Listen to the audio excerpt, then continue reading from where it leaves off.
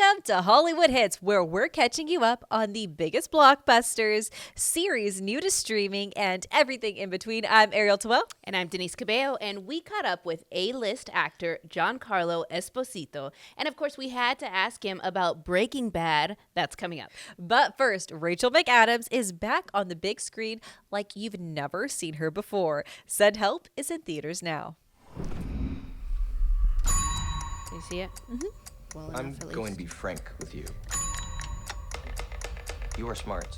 I know that you are great with numbers. I feel but like I just don't think you got it. she's never been As an this kind of executive, character. I see no value. Right? Like, I mean, Does that make sense? I don't know, Mean Girls was like, she was, you know, You know we have the Yeah. the Hancock one you merger coming love up. to hate. Yeah. Prove me wrong. But like, Oh, she's Linda, before you go, way forgot to more mention I gritty received than she usually few is. Complaints about you. Complaints? Yeah. Noxious odors. Oh, God. mood. Take your seats. You're a little bitch. Oh my God, that laugh. He's very talented too.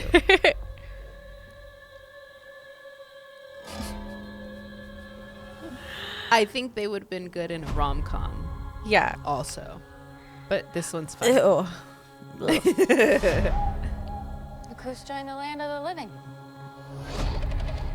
How long? You been out? Day and a half? Have you tried making a distress signal? Or a bigger fire? I was busy trying to keep us alive. But getting us out of here, that should be your focus, not being Susie Homemaker over here. What did you just say to me? Let's not forget, I'm your boss. You work for me. We're not in the office anymore, Bradley. That's right, Bradley. What it has to be, the No help name, is right? coming. Bradley. It's like You just have Chad. to accept that this is how things are now. You ever hunt? I think I like it. You are stuck with an asshole boss. Just like I was. Although I'm betting I am a much nicer boss than you ever would have been. Except for maybe this part. Ooh, she's got a good, like, dead stare. Yeah.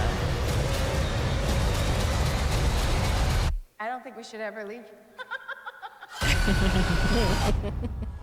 She's so talented. I I feel like know. we're tapping into a character of hers that we haven't seen before. So yes, we are. We definitely are. So let's Break it roll it down. on back and break it down. So Send Help, it's being called a psychological thriller, as you can tell. It's directed by Sam Raimi, who directed the Evil Dead trilogy. Now he was in the Marvel universe for a very long time, which he directed the Spider-Man trilogy from 2002 Okay. to 2007. And then he directed Doctor Strange, Multiverse of Madness. So this is him coming back into terror. Okay, so Rachel McAdams is playing Linda, an office worker, and her boss, Bradley, is noted as being her sexist CEO boss.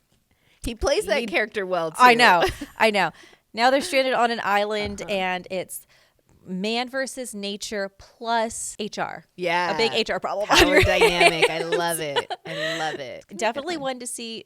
She's gritty and amazing. Yeah, I like it. Sign me up. I'm going to be Yes. watching that one for sure. Okay, well, you know, Breaking Bad is a fan favorite to this day. So we had the chance to catch up with our favorite bad guy, Giancarlo Esposito. Take a look. Well, you were in San Antonio with some really cute co-stars doing work with the Puppy Food Bank. So I had to grab you and talk all about your career because I'm going to be honest with you. I think about you probably at least once a week. Hear me out. I replay your death scene in Breaking Bad as Gus so often, but it sticks with me. It was so impactful. But I wonder what that was like when you were making Breaking Bad. Did you know that it was gonna have this impact, this pop culture phenomenon? Did you know while y'all were making it? I think, you know, with any television show, it takes time to grow on people. People are critical when they watch anything, and it takes time for them to sort of get in the rhythm and the flow of the show.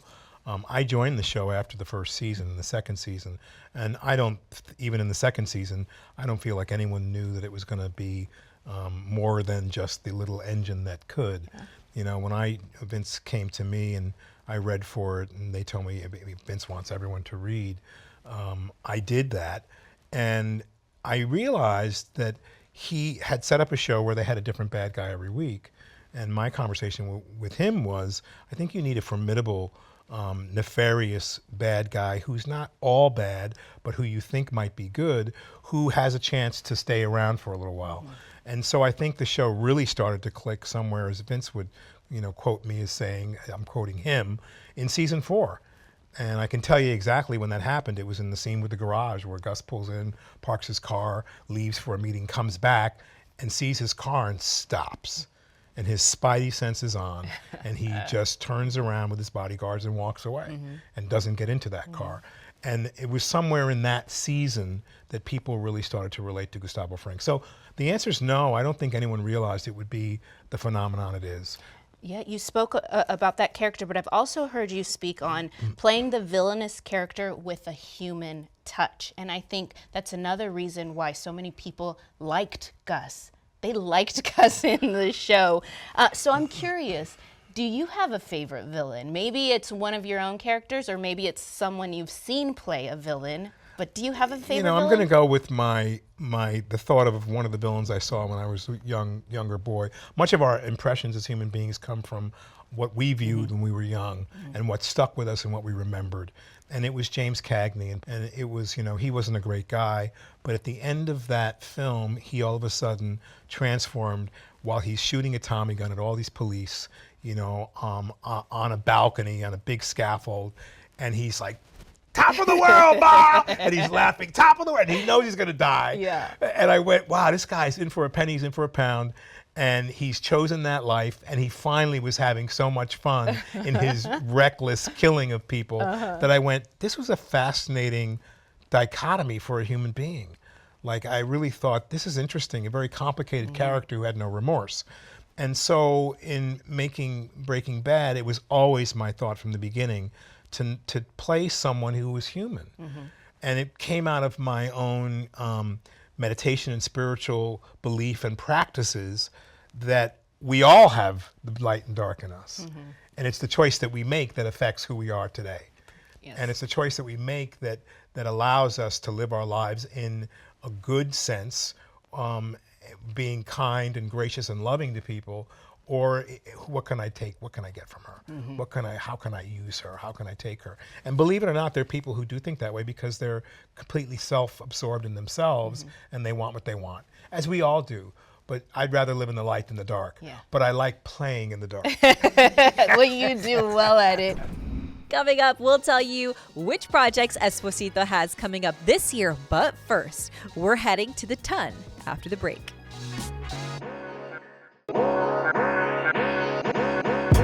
Welcome back to Hollywood Hits. This steamy show is back with a new season. Bridgerton Season 4 has started streaming on Netflix.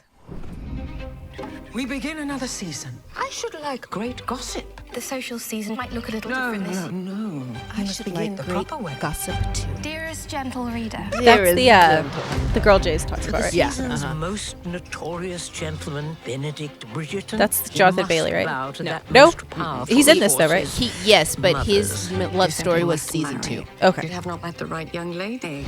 I am charting The a venturesome Viscount. course. The Viscount Anna. You're a rake. All the eyes of the town will be on us. At my The masquerade Ton, ball. see here. Can you imagine how beautiful a ball would be? How horrible it is to be on one's feet all night. They will attend the ball tonight and they will not appreciate any of it. So Just the once. Just have that feeling for one glorious night. one of the big You could go points tonight. about this We would need to find season me a good is costume. they're doing like a upstairs downstairs kind of I would thing. need So to be right, well he's like the disguised. royalty. Just be out by She midnight. is staff. Yeah. But then she poses and then goes in and then falls Very in love. Cinderella. Yes, very Cinderella. I cannot dance. A lady who cannot dance. What? You're quite the teacher. You are perhaps the most intriguing person I've ever met. So excited. It's exactly like Cinderella. It's very Cinderella. Behind the cover of a mask, anything can happen. We must find the owner of this glove. You sound as if you have been made a new man. What if he's looking for you? He does not want to fight me. He wants to fight the lady in the silver gown, and she is not real. Mr. Bridgerton. Do we know one another?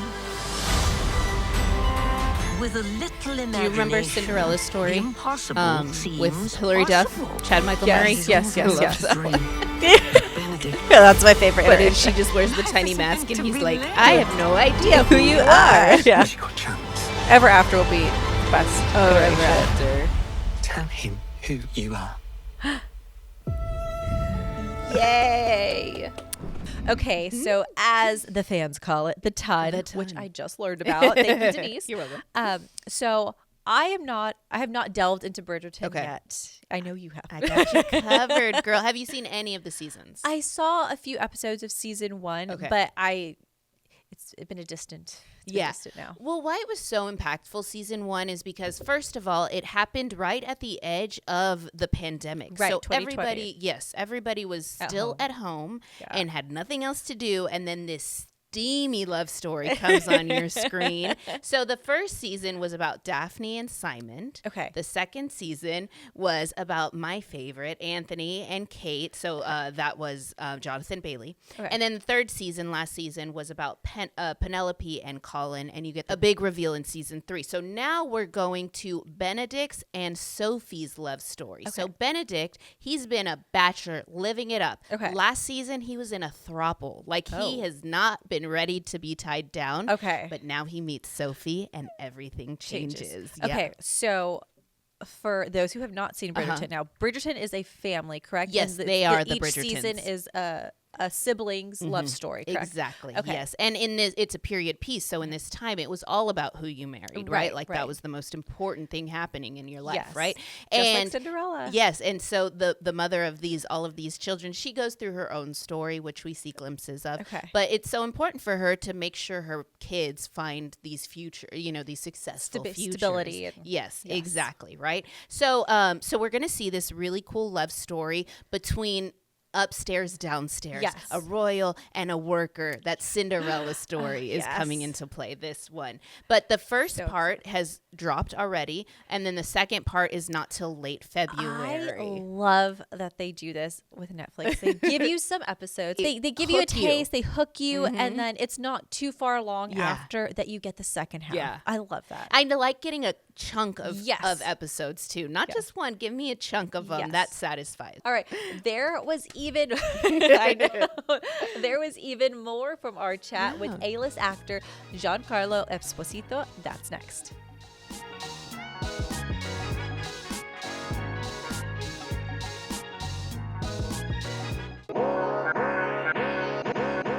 Welcome back to Hollywood Hits. Giancarlo Esposito's career has lasted decades. Find out what he's up to this year. Let's take a look.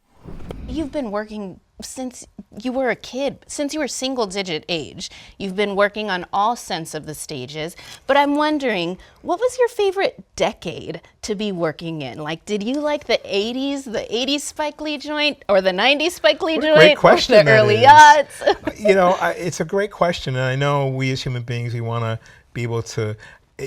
So yes, we like to be able to compare and see what are our favorites. I've loved every decade, but you take me back to the Spike Lee days. That's the age of discovery. That was the time where I was most vulnerable and most open creatively. And I remind myself to go back to that time with every script that I get. It's foreign to me.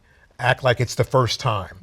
Look at it like it's the first time. Because what happens for us, we have experiences, right? And, I've been in this situation before. But really, have you? And that takes you out of being in the present. So for me, that time was the most wonderful time. The time I struggled, that was the most wonderful time. It wasn't wonderful always while I was in it. But that was a time where, after Do the Right Thing, I went back to work in a restaurant. And customers were going, I just saw you in a film. What are you doing here? Which is a story for many actors. I've heard that story from a lot of actors. So that speaks to your tenacity and your skill, though. After going through that to get past it and be where you are today, do you know how many credits you have on your IMDb? I don't know. You have 206 credits, not including the about 10 upcoming. That's a lot of work, sir. That is a lot of work. It's been 57 years, I think it is this year for me. It's funny you mentioned that because I was thinking the other day when I was flying back from India, I was thinking there's this, like all the movies you don't know about. Yeah. Like that aren't on IMDb, like little small movies that never even came out. And I every once in a while they pop into my head because, you know, I go, oh, wow, I did that movie. What was the name of that movie? I can't remember the name of it, but it never came out, but it was a movie. That's really neat. Oh, I can imagine what goes through your head with that. But like I said, there are some upcomings. What can you share with us about what you have coming up for your carear? For Well, some goodness movies, gracious. series? You know, the reason I keep working is because I love it, number one. And you know, when you love something, you never work a day in your life. But I'm very pleased with a couple of films I've made. One is going to premiere at Sundance later on this month, called The Greatest Living Pickpocket in New York. It's with John Turturro, and it's a starring role for John. And I'm really excited to support him. He was in Do the Right Thing as Pino, so it was really great to be back with him. Yeah. And then there's a film by Elegance Bratton called By Any Means, starring Mark Wahlberg.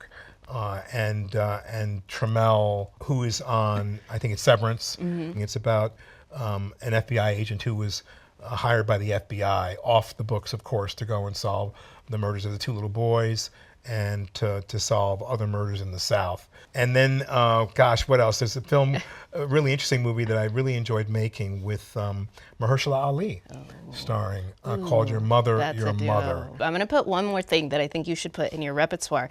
I know that you have a great voice, a singing voice as well. You've done Broadway projects as well. But I think that you should start reading for audiobooks or the Calm app. So when you get that deal, I gave you that idea, okay? I love it. I do Keep that in mind? audiobooks. Okay. I've done a number of them for Simon & Schuster, but I've never done anything on the Calm app. I love being on the microphone. It's one of my favorite things. And that's what really starts to have your imagination be cultivated, is being on the mic and having to create a whole new world without having the opportunity to be on camera.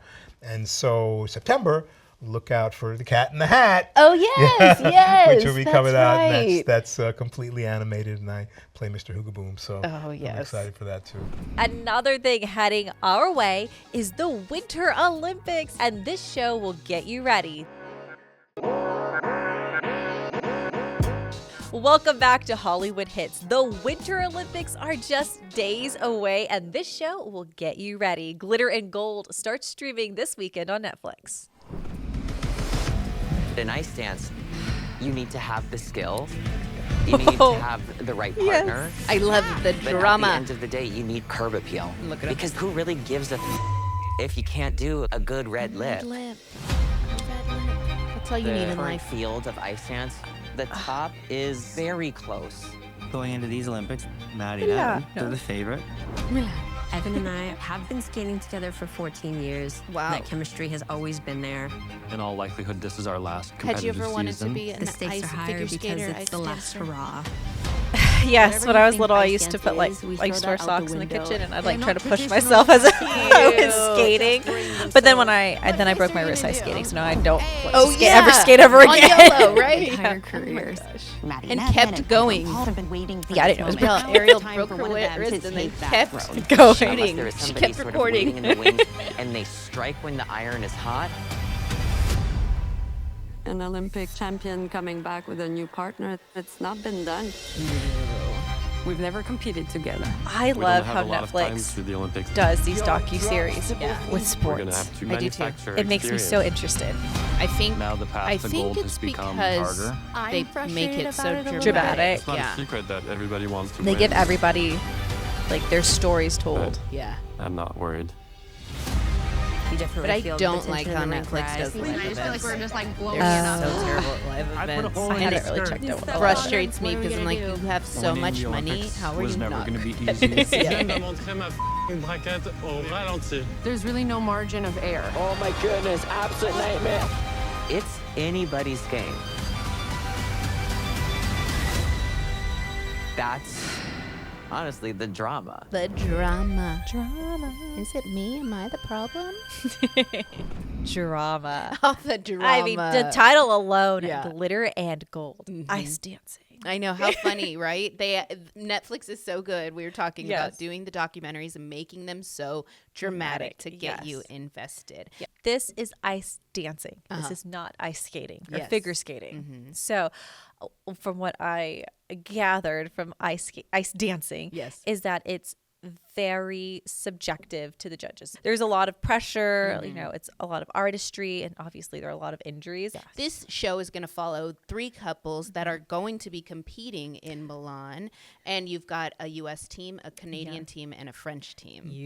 All the So, drama. yeah, all the drama. I have to ask you, though, do you prefer Winter Olympics or Summer Olympics? Ooh, I like them both. I prefer the World Cup. F1. F1. These are all the things you need to get Yes, ready for yes. the Olympics. But you know, F1, the new season is coming up soon, Oh, too. of course I do. After the Olympics, we'll be focusing on F1. Don't worry, nonstop. I'll catch y'all up on everything. Ariel. That's going to be right here on Hollywood Hits. So thanks for joining us. And remember, you can connect with us on social media. You can see our entire show on YouTube, and you can hear our entire show on our podcast. For Hollywood Hits, I'm Denise Cabello. I'm Ariel Tawell. We'll see you next week.